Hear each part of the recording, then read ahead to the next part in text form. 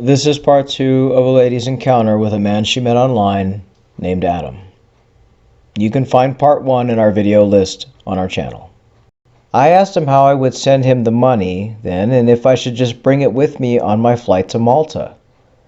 He told me no and told me to wire the money into his friend's account who lived in Italy. He would then be able to give the money to Adam directly, and he could cash it in and pay off some of the debt and obligations right away. There was no way, as his bank account was frozen, that Adam could get the money directly. He gave me the name of his friend, who said he was a co-worker and very trustworthy. When the loan money hit my account, I did a transfer to Adam's friend. I told Adam the first payment is due on the 15th of the month, which was about 17 days away, so please make sure you pay me back before then. I was packing for my trip and we kept our conversations as romantic as ever. Adam did get the money, and I was so nervous as my husband had not spotted the transfer yet. Honestly, he likely wouldn't see it until the first of the month rolled around to pay the bills. I packed for my trip and Adam sent me pictures of his home, his bedroom, everything. He said he couldn't wait to see me. He showed me pictures of restaurants we would go to, and he had a boat he was going to take me on a day cruise. Before I was set to leave is when my world fell apart.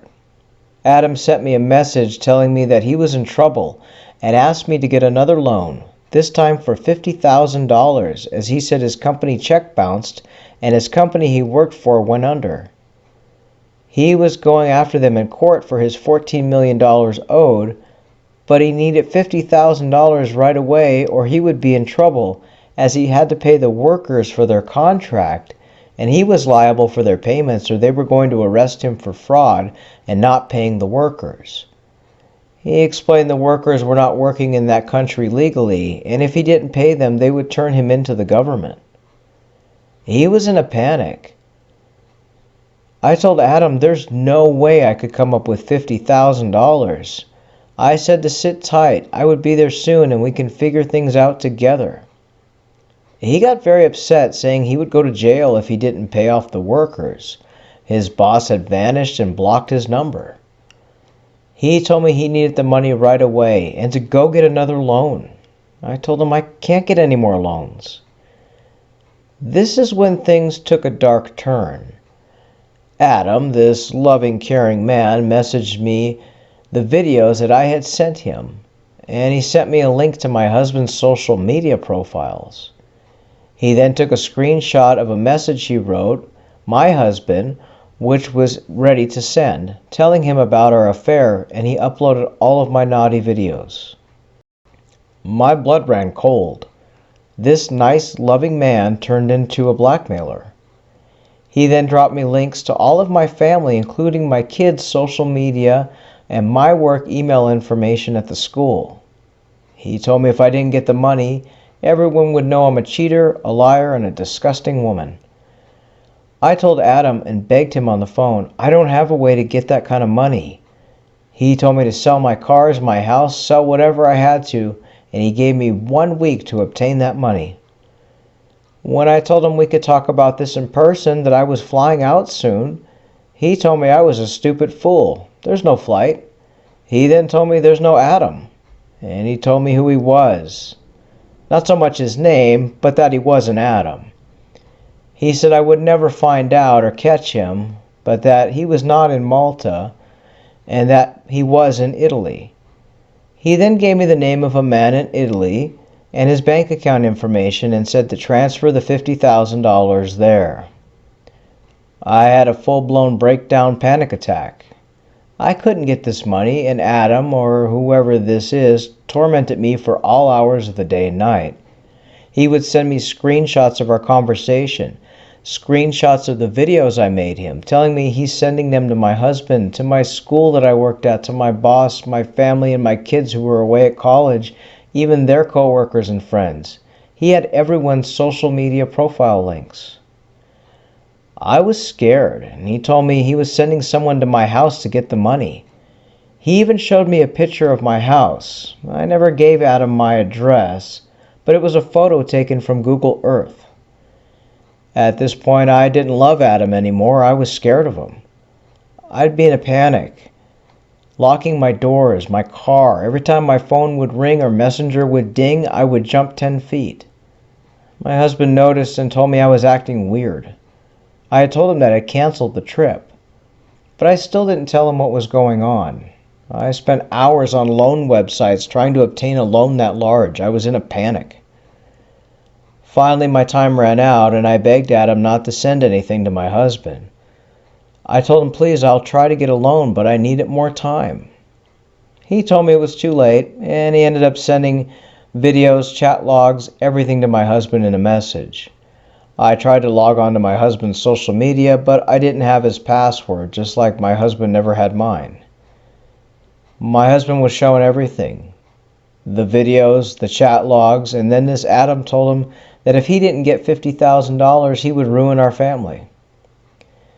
This started an explosive argument between my husband and I, and everything came out. It was like a pot of water boiled over. Everything came flooding out. We had a heated argument, and it ended in my husband telling me he's filing for divorce. He was done. I told Adam off and told him that he caused this. He laughed and told me I was a foolish woman and said this is just the beginning unless I get him the money. I blocked Adam on social media. I got rid of Hangouts.